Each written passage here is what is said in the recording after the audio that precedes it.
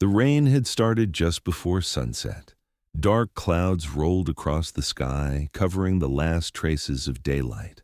Thunder echoed in the distance as cold wind rattled the old windows of the college building.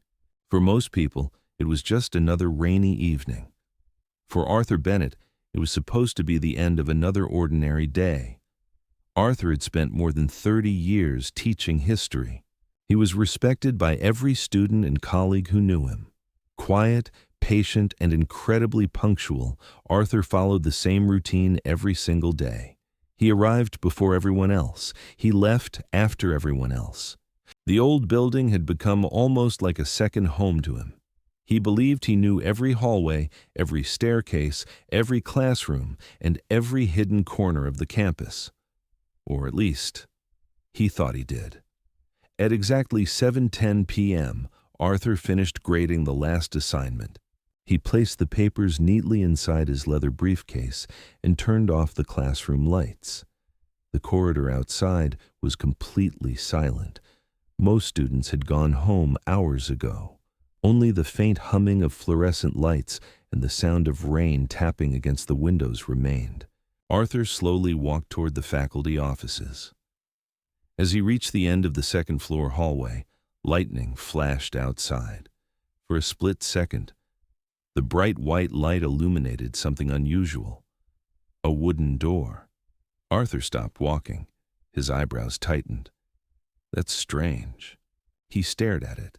The hallway ended in a blank brick wall. At least, it always had. Yet, somehow, tonight, a weathered wooden door stood there.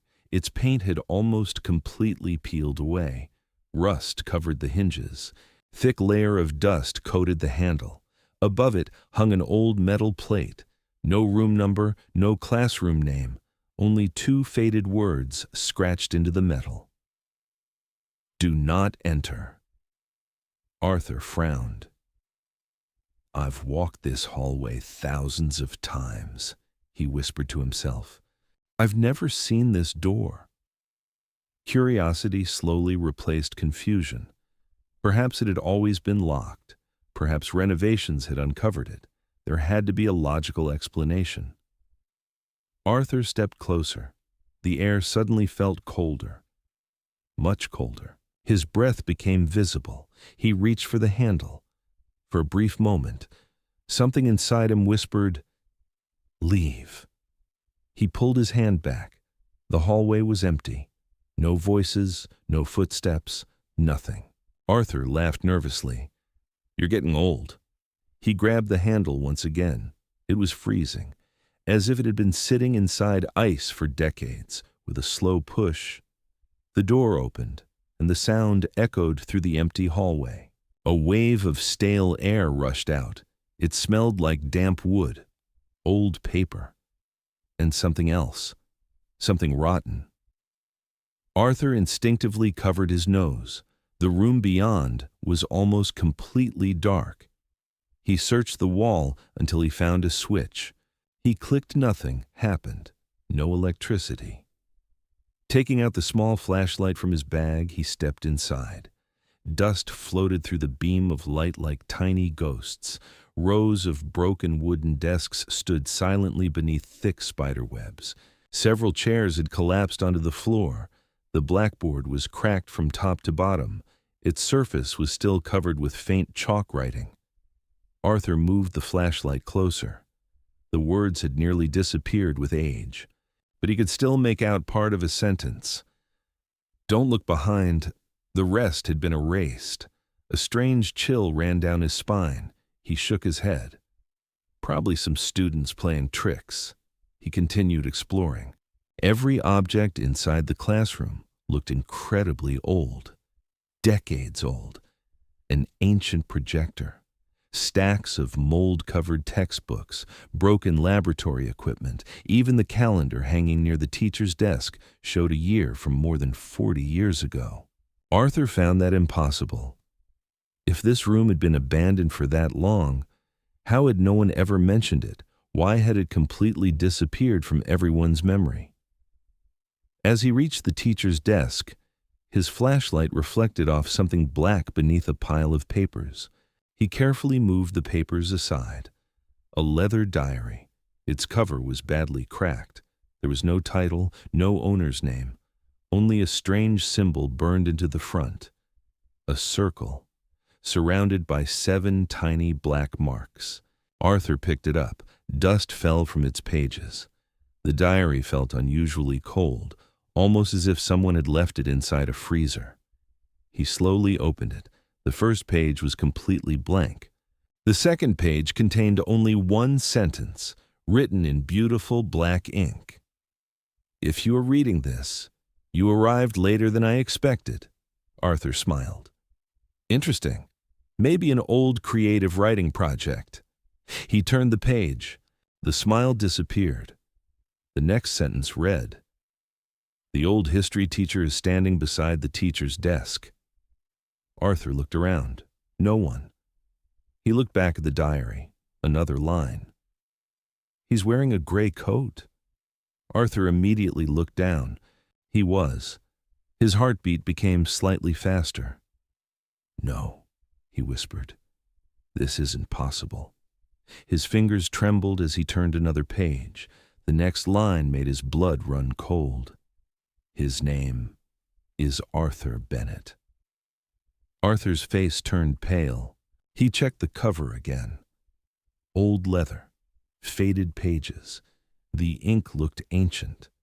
This diary had clearly existed for many years, long before Arthur had even started teaching here. Then, how could it know his name? He quickly flipped through several pages. Most were blank, until he reached the middle. There. Someone had written a date, October 14th, 42 years earlier. Beneath it, a single name, Elias Harper. Arthur had never heard it before. He continued reading. "My name is Elias. If anyone ever finds this diary, please don't believe what they told you. I never jumped." Arthur frowned. "You jumped?" The following page continued. "They said I fell from the rooftop. Some believed it was suicide. Others believed it was an accident. Neither is true." Arthur's breathing slowed. The handwriting was elegant, almost too perfect, as though every letter had been drawn carefully. "I was called." Arthur paused. "Called? What does that even mean?" He kept reading. "There is a room inside this building, a room nobody remembers. Once it chooses you, you'll always find it." Arthur slowly looked around the classroom. Lightning flashed outside. For just 1 second, the room became completely bright, and in that single flash, Arthur noticed something impossible. Every desk in the classroom was occupied. Dozens of students sat silently, heads lowered, hands resting on their desks, not moving, not breathing, just sitting. Arthur gasped. The lightning disappeared. Darkness returned. He swung his flashlight wildly across the room. Every seat was empty again. His heartbeat pounded inside his ears. No, I imagined it. He took several deep breaths. He tried convincing himself. Stress, fatigue, old age, nothing more. Then, a soft sound echoed from the back of the room. Someone was slowly knocking on one of the desks. Arthur pointed the flashlight toward the sound. Nothing. Silence. Then another knock. This time, right behind him, he spun around instantly. No one. Only the teacher's desk and the diary, still lying open. Arthur stared at it. A new sentence slowly appeared across the page. The ink wasn't already there. It formed letter by letter, as though an invisible hand was writing in real time. Arthur stepped backwards, unable to breathe. The sentence finally finished. "Don't turn around again." Arthur froze, because at that exact moment he felt the unmistakable sensation of someone standing directly behind him. Arthur Bennett stood completely frozen. The final sentence on the diary still seemed fresh, the black ink glistening under the flashlight. Don't turn around again. He could feel it. Someone, or something, was standing only inches behind him. A cold breath touched the back of his neck. His heartbeat thundered inside his chest. Every instinct screamed at him to run, but another voice inside his head whispered, "Don't look." For several endless seconds, Arthur remained motionless. The silence was unbearable. Then, a slow whisper drifted through the darkness. "Arthur." It was soft, almost impossible to hear, yet unmistakably clear. Someone had spoken his name. Arthur squeezed the flashlight tighter. "I'm not afraid," he said, though his trembling voice betrayed him. No answer came, only silence. Finally, he gathered every ounce of courage and slowly turned around. Nothing. The classroom was empty. Every desk remained exactly where it had been. The cracked blackboard stood silently at the front of the room. Arthur released a shaky breath. "I'm losing my mind." He looked back toward the diary. Another sentence was appearing, not quickly, slowly, letter by letter, as though an invisible person was carefully writing every word. "Good. You didn't look immediately." Arthur's eyes widened. "What are you?" The room answered with silence. Then another sentence appeared. "I've been waiting 42 years for someone who would listen." Arthur swallowed. His curiosity slowly became stronger than his fear. He pulled an old chair closer and sat beside the desk. "If you're real, what happened to you?" The diary remained still. For nearly half a minute, nothing happened. Then, new words appeared. "My name is Elias Harper. I was 19 years old. History was my favorite subject. I loved this classroom, until the classroom stopped being a classroom." Arthur frowned. "What does that mean?" The diary continued writing. "Everything changed after Professor Daniel Cross found the old basement beneath this building. He believed forgotten places held forgotten knowledge. He collected strange books, old symbols, ancient rituals. He said there were doors hidden inside certain buildings, doors that should never be opened." Arthur's face became serious. Professor Daniel Cross. That name sounded familiar. He remembered seeing it years ago in dusty employment records. A professor who had suddenly disappeared. No explanation, no retirement, no funeral. Simply gone. Arthur quickly searched his memory. "Daniel Cross.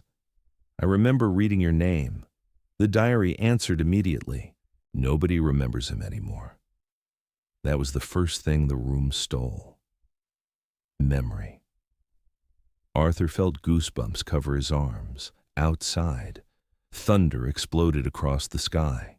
The windows shook violently. Suddenly, a loud crash echoed somewhere inside the room. Arthur jumped. One of the wooden desks had fallen over. He pointed the flashlight toward it. No one, no movement. Slowly, the desk slid back into its original position. By itself, Arthur's breathing became uneven. He stood up. "I should leave." He walked toward the door. He grabbed the handle. It wouldn't move. He pulled harder. Nothing. He slammed his shoulder against it. Still locked. There has to be another way. He searched every wall, every window. Nothing opened. Even stranger, the windows no longer showed the rainy campus outside. Instead, every window revealed another identical classroom. The same broken desks, the same cracked blackboard, the same darkness. Arthur stepped closer. Inside one of those impossible classrooms, someone stood at the teacher's desk, holding a flashlight. Arthur froze. It was himself. The other Arthur looked directly toward the window, then slowly smiled. Arthur stumbled backwards. The reflection raised one hand and waved. Arthur ran away from the window. "No, no, this isn't real." The diary began writing again. The room doesn't trap your body first. It traps your mind. Arthur forced himself to keep reading. The professor believed he could communicate with the dead. He gathered 7 students. I was one of them. He promised we would witness history. Arthur whispered, 7 students. The next page filled itself. We met here after sunset. Every window was covered. Candles surrounded strange symbols painted across the floor. Professor Cross read from a book that no longer had a title. He kept saying, "Knowledge demands a price." Arthur looked at the dusty floor. Until now. He hadn't noticed the faded markings beneath decades of dirt. He wiped some dust away with his sleeve. His blood turned cold. There really were symbols, large circles, strange lines, ancient shapes carved into the wooden floorboards, exactly where the diary described. Someone had actually performed something here. Another sentence appeared. We thought it was only a game. Then someone answered. Arthur felt every hair on his body stand up. The lights in the hallway suddenly flickered through the cracks beneath the door. Then everything outside became completely dark, not dim, black, as if the hallway itself had disappeared. Arthur pressed his eye against the small gap beneath the door. Nothing, only endless darkness. Then he heard footsteps, slow, heavy, walking toward the classroom. Step, step, step. They stopped outside the door. Arthur held his breath. 3 slow knocks echoed. Arthur didn't answer. A familiar voice spoke from outside. Arthur? His eyes widened. It was Professor Miller, one of the other teachers. Arthur, are you inside? Arthur rushed toward the door. Yes? I'm here. Please open the door. Silence. Then Professor Miller laughed, but it wasn't his normal laugh. It became deeper, longer, almost animal-like. Arthur slowly stepped away. The voice changed. Now it sounded like a young woman crying, then a little boy, then an old man. Dozens of different voices spoke together. We're waiting. Arthur covered his ears. The voices suddenly stopped. Complete silence returned. The diary wrote another sentence. Never answer voices outside the room. They are never who they claim to be. Arthur whispered, What are they? The diary paused, longer than before. When it finally answered, the handwriting looked shakier, almost frightened. I never saw them. Nobody ever does. You only hear them. If you let them inside. The sentence stopped. The ink refused to continue. Arthur stared at the unfinished line. Then, something impossible happened. A different handwriting appeared beneath it. Messier, aggressive, as though another person had grabbed the invisible pen. He's lying. Arthur's heart nearly stopped. A second line appeared. Don't believe Elias. Another line. He never wanted to leave. Arthur stared at the pages in horror. Now, 2 completely different handwritings were writing against each other. Elegant black letters, messy, jagged letters. The pages filled faster and faster. Don't listen to him. He's the reason we're trapped. No! He opened the door! You killed us! Liar, liar, liar! The entire diary began shaking violently. Every page flipped on its own. Hundreds of voices whispered at once. Arthur threw the diary onto the desk. The classroom exploded into chaos. Every chair scraped across the floor. Books flew through the air. The blackboard filled itself with hundreds of words. Liar, liar, liar, over and over. Then, every object suddenly stopped moving. Silence. Arthur slowly picked up the diary again. Only one sentence remained visible, written in Elias's elegant handwriting. Arthur, someone else is inside this room with us. Arthur's breathing stopped, because he hadn't heard anyone enter. The door had never opened. very slowly. He raised the flashlight toward the back corner of the classroom. A tall figure stood there, perfectly still. Its face was hidden in darkness, but two pale white eyes were staring directly at him. Arthur's flashlight trembled violently. The beam remained fixed on the tall figure standing in the darkest corner of the classroom. It didn't move. It didn't breathe. It simply stood there, watching him. The room was so silent that Arthur could hear the rain striking the roof above. Slowly, the figure stepped forward, one step, then another. Its movements were unnaturally slow, almost as if time itself had become heavier around it. When the light finally reached its face, Arthur gasped. It had no face, no eyes, no nose, no mouth, only smooth, pale skin stretched across its head like an unfinished sculpture. Arthur stumbled backwards. "What are you?" The figure stopped. The diary suddenly slammed shut by itself. A loud whisper echoed through the room. "Don't let it touch you." Arthur quickly grabbed the diary again. It opened on its own. Fresh ink appeared. "That's not Elias." The faceless figure tilted its head. Then another sentence appeared.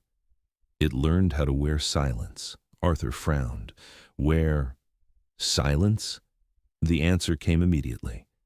"It has no voice of its own. It steals the voices of everyone trapped here." At that exact moment, the faceless creature opened something where its mouth should have been. Not lips, not teeth, just a dark crack across its face. And then it spoke. Not in one voice, but in hundreds. Children, teachers, old men, young women, every voice layered together. "Arthur, stay. We're lonely." The sound echoed from every wall. Arthur covered his ears. The diary began writing faster than ever before. "I have very little time. Listen carefully. Everything they told you about my death was false. I never jumped. Professor Daniel Cross opened something inside this room. He believed he could control it. Instead, it controlled him." Arthur kept reading. "That creature doesn't kill people. It replaces them. It copies memories. It copies voices. Eventually, it copies lives." Arthur's heartbeat became faster. "So Professor Cross," the diary finished his sentence, "never left this room. Lightning exploded outside." For a fraction of a second, the classroom became bright. Arthur looked toward the faceless creature again. It was gone. He spun around wildly. Nothing. Then a hand landed on his shoulder. Ice cold. Arthur screamed and turned. Standing behind him was Professor Daniel Cross, exactly as he appeared in the old faculty photograph Arthur remembered. Gray suit, round glasses, calm smile. "Arthur," the professor said gently, "you've misunderstood everything." Arthur stepped backwards. You disappeared." Professor Cross smiled. "No, I stayed." He slowly walked toward the teacher's desk. "This room preserves knowledge. It preserves memories. It preserves people." Arthur noticed something strange. The professor's feet never actually touched the floor. He was floating, just above it. Arthur tightened his grip on the diary. The pages flipped violently. New writing appeared. "Don't believe him," Professor Cross laughed softly. "Elias always was dramatic." He looked directly at Arthur. "You've taught history for 30 years. You know forgotten things deserve to be remembered." Arthur remained silent. The professor continued. "Help me. Write one final sentence. Then everyone trapped here can finally rest." Arthur looked down. The last page of the diary was blank. A fountain pen slowly floated into the air. It hovered in front of him, waiting. Professor Cross smiled. "Just right." Arthur reached toward the pen. Just before his fingers touched it, the diary suddenly burned hot. Another message appeared. This time the handwriting looked desperate. Arthur, if you write, you become the next keeper. Arthur immediately pulled his hand away. Professor Cross's smile disappeared. You shouldn't have read that. His body suddenly twisted. Bones cracked loudly. His face stretched unnaturally. His eyes became completely black. The pleasant professor vanished. Something much older stood before Arthur. Its skin split apart like dry paper. Long black shadows poured from inside its body. Its voice became impossibly deep. I have waited. The walls shook violently. Every desk lifted into the air. The windows shattered at once. Arthur fell onto the floor. The diary slid across the room. He crawled toward it desperately. The creature moved faster than before. Its long shadow reached across the floor like living smoke. Only a few feet remained between them. Arthur grabbed the diary. The final pages opened by themselves. There was one last hidden entry. If you are reading this, then I failed. The creature cannot be destroyed, but it can be imprisoned again. Someone must willingly stay behind. Arthur's hands trembled. So, there was never any escape. The diary answered with only 2 words. I'm sorry. Arthur closed his eyes. For the first time since entering the room, he understood everything. Elias hadn't been asking for rescue. He had been trying to save whoever came next. Arthur slowly stood up. The creature stopped moving. It watched him silently. Arthur looked at Professor Cross, then at the diary. Finally, he smiled sadly. I've spent my whole life protecting my students. I suppose this is my last lesson. He picked up the fountain pen. But instead of writing his own name, he turned to the final blank page and wrote 6 simple words. The door must never open again. The instant the final word was written, the diary burst into brilliant white light. The strange symbols carved into the floor began glowing. Every trapped voice screamed at once. Professor Cross roared in rage. No! You don't understand! But it was already too late. Chains of brilliant light erupted from every symbol in the classroom.